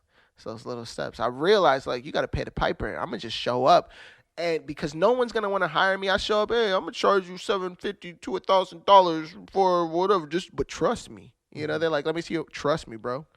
So I did everything for free, and that was my next step. It was like, all right, let me start to get out here and get my name known, so people are seeing me, seeing my work, et cetera, et cetera. Then we get to Obi. Obi's doing music. This is the homie from Metal Apes. He's like the only one from the crew that like we're still tight because that's my brother. You know what I'm saying? He's an added brother to my brothers, Stefan, Stacy, Tim, Brandon, Brian. Those are my brothers, my blood brothers. Let me name them. Those are my brothers. I love y'all. Obi is my brother. You know what I'm saying? Off of the strength of what we've been through. You know. So, anyways, he hits me up. He's like, "Yo, Will, I got some videos. I see you working." Da da da da da. Because people are hitting me up of the videos and the photos that I'm taking of these events. The homies in Chicago, like, "Oh, Will, y'all got some bad girls up in Columbus." Dang, bro, I'm loving the videos and the photos you taking. They look good. I'm getting that from all these places because, again, I attribute it to God because I have all these relationships. Like I got connections in New York, I got connections in Chicago, Detroit, um, the Bay Area, Florida, everywhere, right? And it's from me being at school, but then leaving school and then coming back to school and da da da da da. So people are hitting me up. Obi's in Ann Arbor, right? And he hits me up and he's like, bro, I want to do some work with you. We shoot 4 or 5 videos. People love those videos. And now I'm in the music video game, right? Now people are hitting me up like, yo, Will, let's work on some videos. I had a dry spell at some point, and I'm like, let me do a little bit of marketing. Because up to this point, it hasn't been any marketing besides me at events, introducing myself to people, shaking hands, kissing babies. That's the only marketing that I've done. There's a slow time, dry period. And I'm like, you know what? Let me go ahead and do a little bit of promotion. And this was actually July of this last summer. Like this is this past July, right? And I put out this little thing on Instagram and I say, I'm doing a deal for the month of July, right? That month I shot 14 music videos. Just bing, bing, bing, bing, bing, bing, bing, bing. Again, God. But people had seen all the work previous. Mm-hmm. You know what I'm saying? And I just figured like, all right, it's time. It's, I can actually market now, and I can charge people, and the formula worked. By the grace of God, it worked. And you saw some of the videos. Actually saw two of Obi's videos. Mm-hmm. You know what I'm saying? So that was the next step. And to all those people out there who are like haven't started, bro, it took me. I was doing free videos last year. You know what I'm saying? Yeah. Like that's how quickly things can shift. And I'm Mm-hmm. still growing. You know what I'm saying? I'm still working to get it consistent. It's pretty consistent now. I'm very busy by the grace of God. But yeah, like it takes time. I'm not gonna say it's easy. It's not you're gonna wake up one day and you're gonna be like, oh, I'm booked and busy. Yeah, DMs are filled. Right. Like, Oh my God. You know what I'm saying? Hey everybody, I've decided to chase my dream and now everyone's supporting you. No, it's gonna take some time, but it's not gonna take as long as you think. So that was the next step after school. It was like, all right, let me figure out how to market myself and actually get into this because I don't want to work for nobody. Yeah. I've been in too many situations. I've had some great employers. Let's not get it twisted. But at some point in every job that I've had, it's gotten to the point where I'm like, all right, I'm tired. I don't want to be here no more. I don't want to do this anymore. And let's just save us all the headache. God has definitely kept me. I've never wanted for anything. I've never been out on the streets by the grace of God. Like I've been through jobs. I've been through the drama. I've been through all of the headache and whatnot. And I'm in a okay place right now. I never want to get comfortable. But yeah, so that's where I'm at. What answer the question? No, you did. Every one of these questions you have answered in a tremendous way. Cool, man. I appreciate that. Like man. I said before we started, I was like, answer however you want. Trail off, tell all the stories. Bet. Everything. Bet. Let's get it all. Bet. So my next question, now that we've caught up the timeline, right? Now we're here. We're modern day. What advice would you give to those people who, I say creatives, but I suppose really anybody chasing a goal. Right. But I'll use a specific example. Cool.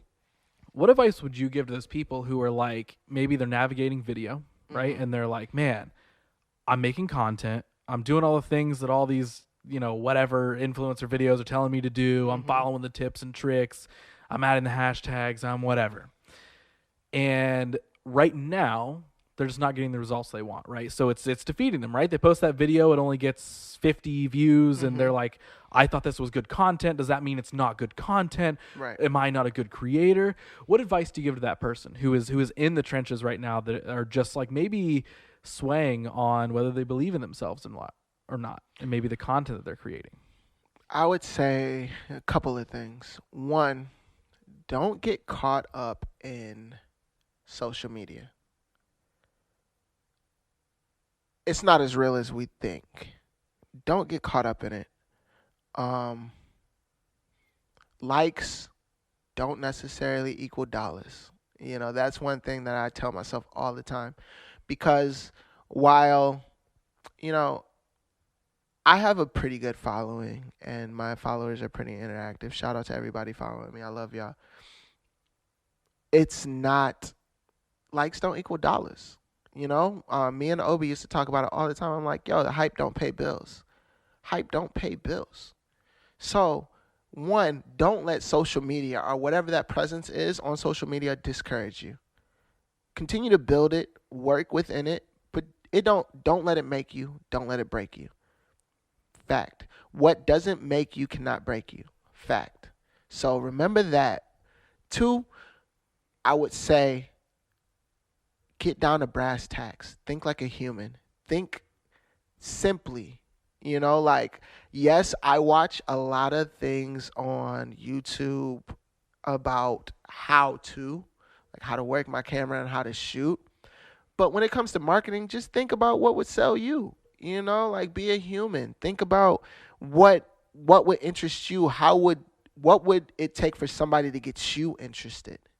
Right? Be personable. Be nice. Lead with love. At the end of the day, I always tell people, lead with love. Straight up and down 6 o'clock. Love will get you far. Straight up. Hate will get you far too. But I'd rather you lead with love. You know what I'm saying? Like love. Straight up. Love yourself. Love what you're doing. And practice. like I said in the beginning, bread is a byproduct of baking. Money is a byproduct of you studying in the lab, getting your craft straight. So if your stuff isn't looking the way that you want it to look and it's not looking good, be honest with yourself. One, be honest with yourself. A lot of people come to me because they say, "Oh, Will, I like the way you shoot. Shoot how you want to shoot too." You know what I'm saying? Like people tell me, "Will, I can tell your work." I'm working to be an artisan, so that's a conscious thought in the front of my mind. Like I want people to see my work and say, "Oh, that's Will." I don't want to fit in. We're not meant to fit in. Figure out what works for you, because trust me, if you like it, there's enough people out there that like it. And another piece of advice, just get on base. A lot of people are trying to hit home runs. Like, bro, just get on base and then get on second, then get on third. Like, there's 6 billion people on this planet, right? If you can get, if we're talking numbers, which I don't talk numbers often, I'm all about the craft. I'm all about the art. Work, work, work on your craft, and everything else will fall into place. But if we're talking numbers, right? If you could get 1,000 people to give you $100, that's $100,000 a year, right? If you could get 2,000 people to give you $50, that's $100,000 a year. Out of 6 billion people, right? Don't think small, but think small. Don't think, oh, I need to succeed in the, like, bro, you better go find people in China. You better go find people in the UK. You better go find people wherever who support your dream. Don't think small. Obviously, you want the support of the local scene, right? I love local. Wise man said, first you get your local, then you expand to your region, then you expand to your conference, then you expand to, the whole the west side, then you expand to the south side. Now you got everybody. Now you global, right? I agree with that. Organic. But do not, especially with social media, do not limit yourself. You know what I'm saying? And realize and believe in yourself that you are bigger than your situation and you're bigger than your circumstance. Keep working. Trust God. Trust that God made you with purpose, because he did. And you're where you're at right now is not, you decide where you end up. You can't really decide where you started, but you can decide where you end up. Keep pushing. That would be my biggest advice. Believe in yourself. Believe in the God that made you. Shout out Jesus. We working. Yeah. Dude, you are dropping so much knowledge, and I'm loving it. Thanks, bro. I appreciate you.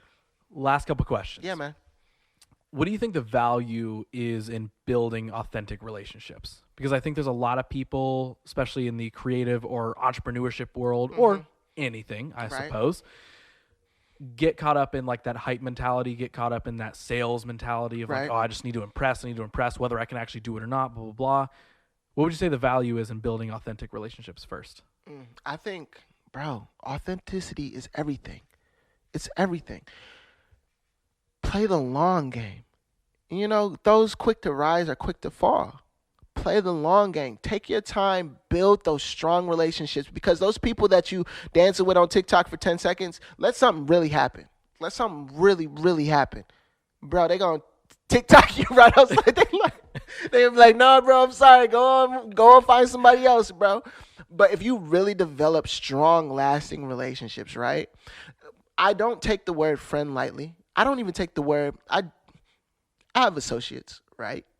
But I have levels to associates. Like, there's people that can call me right now and be like, yo, Will, I need you. Yo, Will, I got something going on. I don't have a lot of bread. But if we have that essence, if we have that true relationship, bet. Let me figure out how to fit you into this busy life of mine. But that stuff where it's just like, yo, we just want clickbait. Let's go ahead and blah, blah, blah, blah, blah, blah. I'm like, hey, bro, I'm busy. Like, nah, I love you. I wish you well, but I'm busy. I think that it's unfortunate because society has taught us or conditioned us to just get it quick, go viral. That's what they're telling us, go viral, which I ain't got nothing against going viral.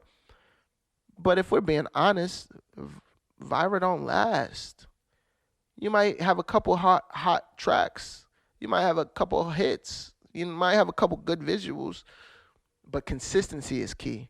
And to get consistency, quality relationships are so much more. Because one, you got to figure out what you want, right? Are you just wanting the bread? Are you wanting conversation? Are you wanting substance to your soul? Because bread's not going to get you that. Money's not going to get you that. Relationships will get you that.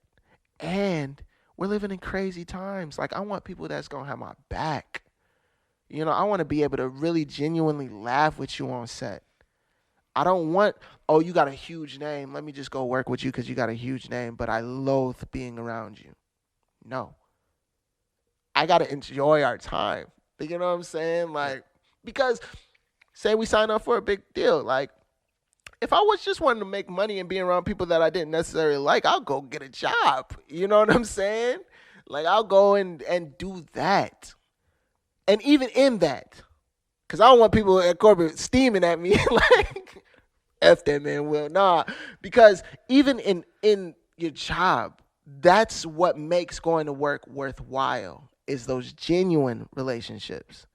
And be honest with yourself. If you don't like somebody, shoot. Respect them, be kind to them, but don't fake it. You know what I'm saying? I see that a lot today, where people are like, hey. I'm like, why? Why would you do that? You can still respect somebody and not be buddy-buddy. If anything, that'll save both of y'all time, and it'll be authentic. That'll allow y'all to get to another level. But if you're being fake on the front end, bro, y'all can't really grow. Y'all gonna go ahead and get them few little likes or whatever. Authenticity is everything. Authenticity is everything, especially today, because you want to trust who you're working with. You want them to trust you. You want to be able to gain from them and learn from them and see them. Like, we as humans, right?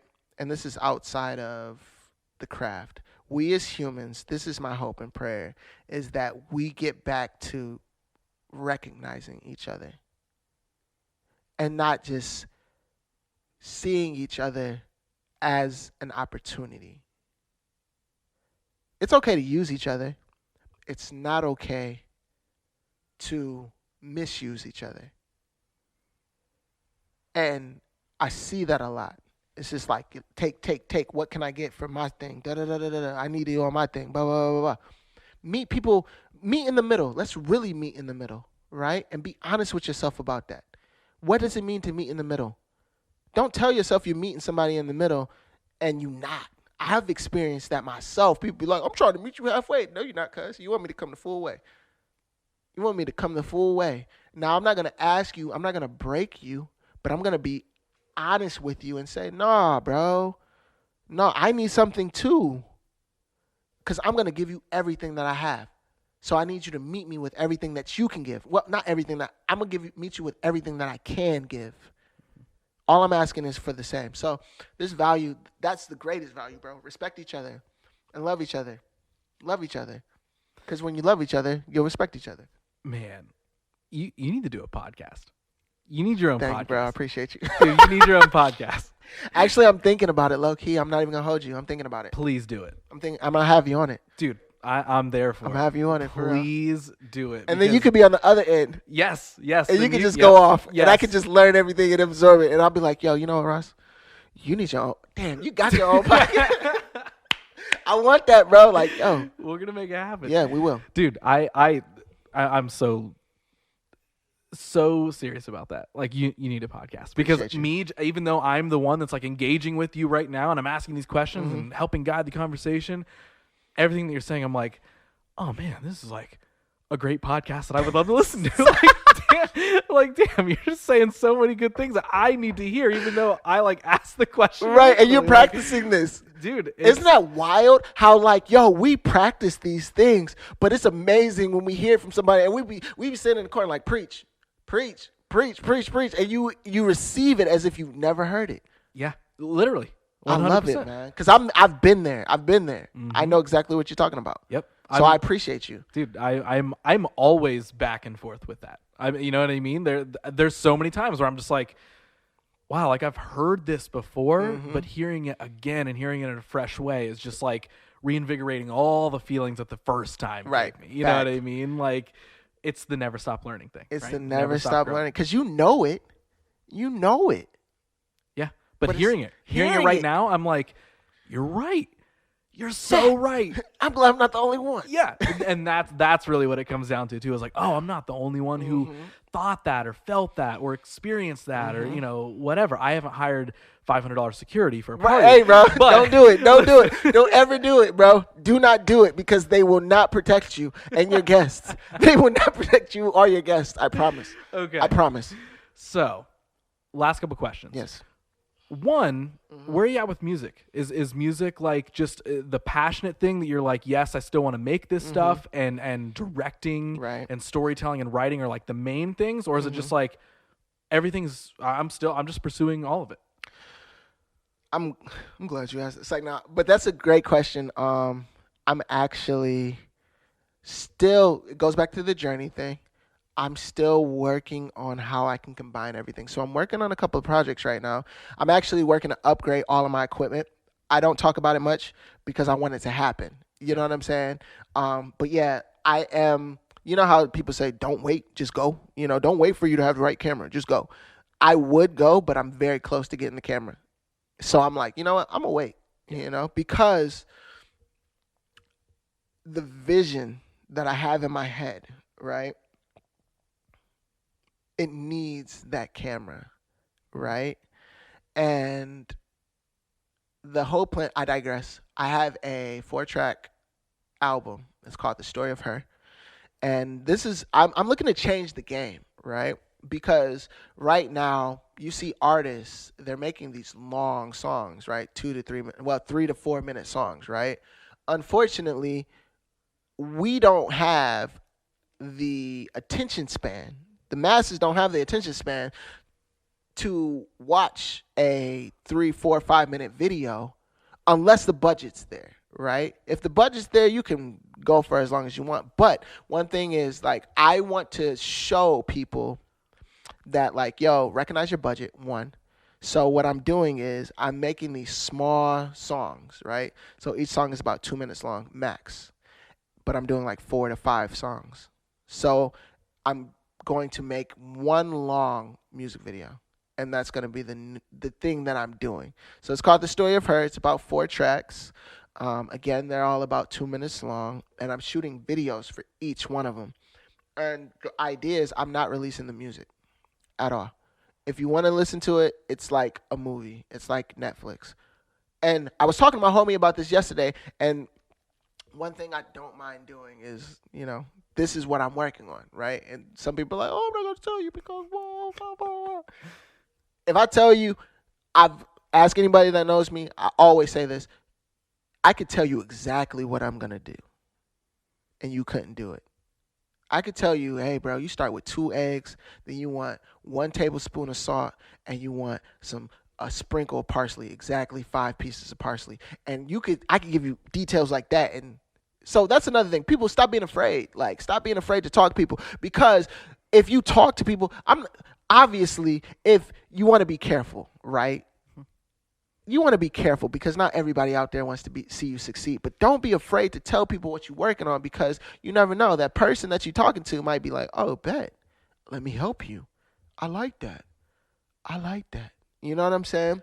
But so that's the avenue that I want to go in, and I want to start releasing these short films, but music video short films, and doing it consistently. No, and what were the projects that you showed at Visioneers? So those were actually a loose concept of that. Which one are you talking about? Are you talking about the introductory of like the characters that I was doing? Yes. Yeah. So that's actually a completely separate. That's a piece that I wrote. It's called The Jet Streams. It's about a group of girlfriends who all share the same love for music, and their favorite band is having a concert in the city, and they're trying to get there. You know what I'm saying? They're trying to figure out where it's at. That's one that I'm working on. That's a short. I'm working on a couple other shorts. I'm working on a short called In and Out. But I'm working on a short a feature called Oranges. I'm working on another feature, which is a novel that I'm working on. It's called Thoughts of Relocation. Shout out, actually, Torp. That's my brand. Let me just throw that out there Yeah, too. do Torp, it. Torp, Torp. That's my brand. Um, During that time of isolation, that's where I came up with my brand. By the way, that's another story for another time. But yeah, the whole idea is to I'm working on these shorts, but in a different way because I'm a firm believer that there's nothing new under the sun. The only thing new is me, right? So it's my spin on things. So I'm working on these shorts. Again, the story of her is coming.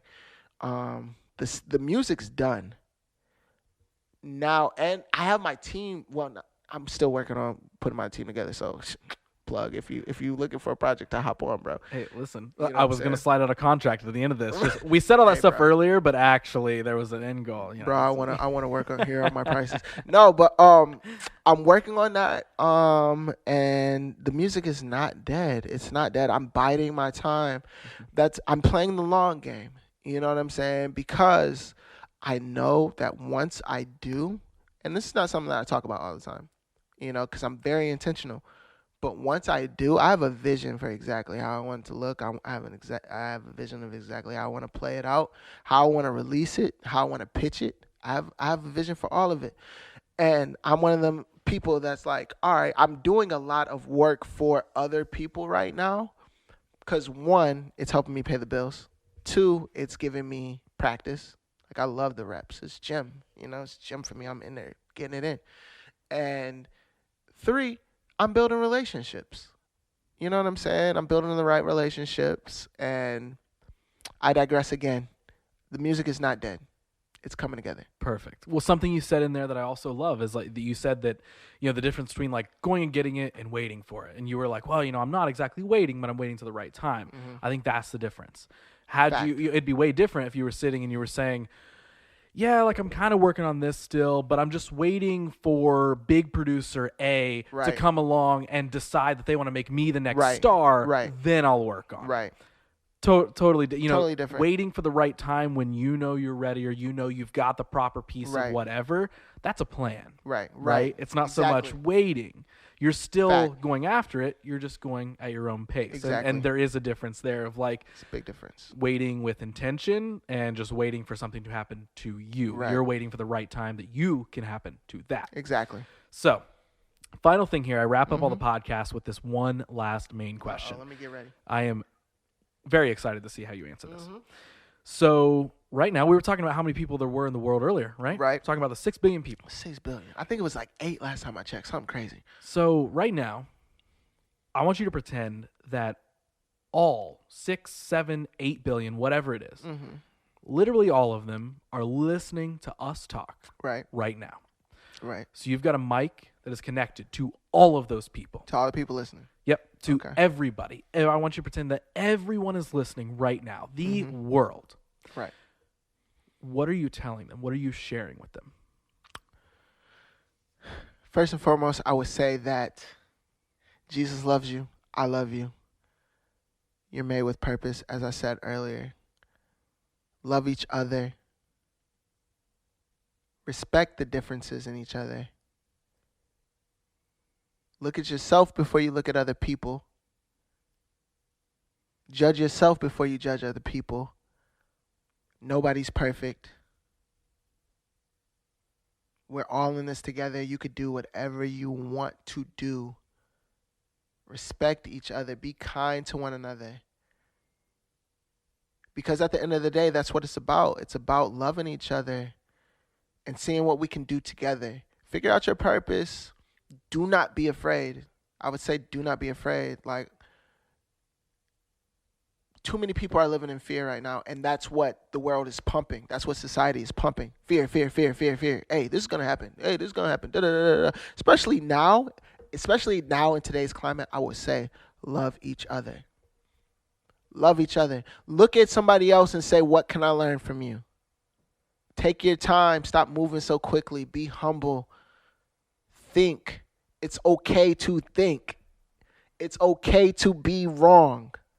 It's okay to make a mistake. Like, bro, it's okay. It's okay. That's what it's about. I might leave here and make a mistake. Shoot, for real. I just might, Mistakes are part of life. but stop beating people up for the mistakes that they make. Teach somebody something today. Go and teach somebody something. Love somebody. God loves you. Jesus loves you. I love you. I'm praying for you. That's what I would say. Definitely pray for me. That's what I would say. And check out my album. It's like, nah, I'm joking. It's dropping. It's like, nah. But yeah, that would be it, man. And I believe in y'all for real. And we all come from stardust. So make sure you shining, because if in real talk, we ain't got no choice but to shine. You have no choice.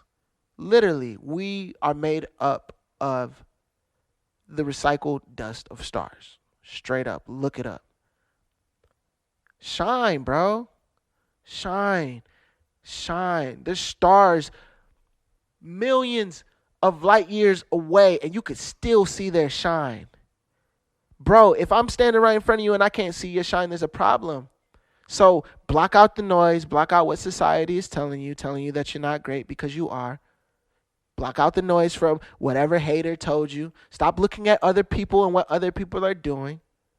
Stop being envious of people. Stop being jealous of people, because their journey is not your journey. Tell somebody you love them today. Tell somebody that they're great today. Because what's surprising about when you do that, you often get it back. Sometimes I just go through my phone and I'll be like, hey, bro, I'm thinking about you. Hey, what up? I see you. And they be like, bro, I see you too. And it's such an amazing thing, because you want to, you know the saying of you get what you give. It's such a real thing. It's such a real thing. If you go out to somebody and you wave to them, you might, actually, sometimes somebody might be like, get out my face. Get the fuck out my face, motherfucker. But a lot of times you'll go out and you'll smile to somebody and they'll smile back. Smile at somebody. Don't let your dreams die. I don't care what anybody tells you. And I'm talking to anybody, right? We're talking to the 8 billion people that are tuning in. Yep. There's going to be times. There's going to be bad days. There's going to be good days. Stay even kill. Recognize what it means to be great. Recognize what it means to be great. Appreciate the word great. Appreciate it. Appreciate the word great. And think about everything. Great is better than good. So use that word wisely. Apply it to your life wisely. You can be great. You are great. You're a star. I love you. Jesus loves you. That's it. I said the same thing about 4 times. Man, dude, but it was great each time you said it. Hey, bro, I appreciate that. We got to make sure you get a podcast. Hey, we got to work on it. That might be the end goal of this podcast now. Great conversation, but also making sure that you get a podcast. Let's talk about it, bro. I would love to get some insight from you. So, as we wrap up, let everybody listening know, where can they find you around social media? What projects maybe specifically do you want them to look up? Okay. Share all the. This is the time for the plugs and promotions. Plugs.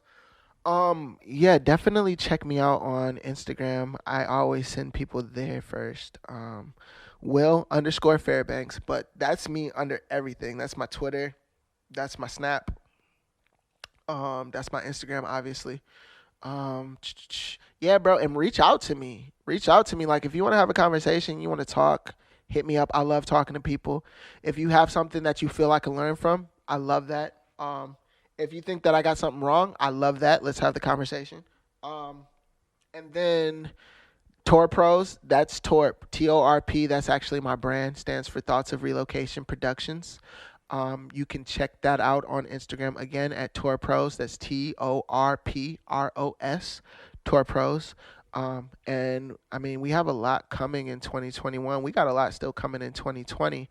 But yeah, that's the main things. And just, keep me in your prayers, keep me in your thoughts, and love me, Dude, thank you so much for doing this. No, bro, I appreciate you. That was such a fun freaking episode. I had a good time, That was bro. so good, dude. Thank you so much for doing this, man. Thank you for having me. Thank you.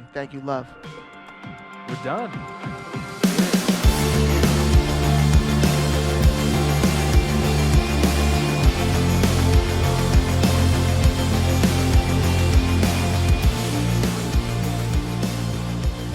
All right, there it was.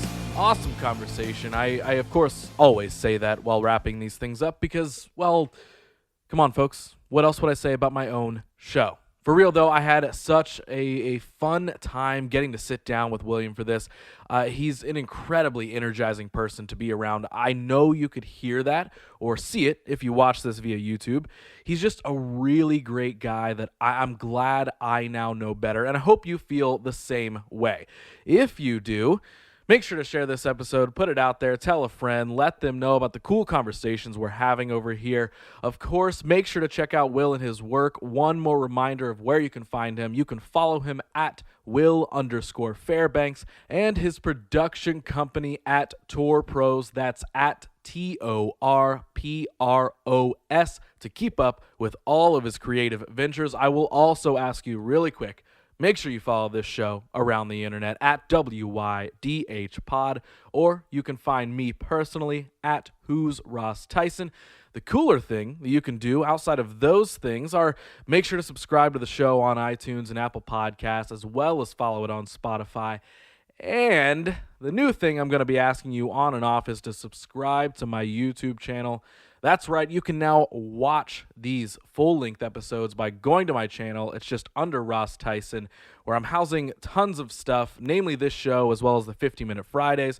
So make sure to help me out by hopping over there, clicking yet another follow and subscribe button on another social media platform.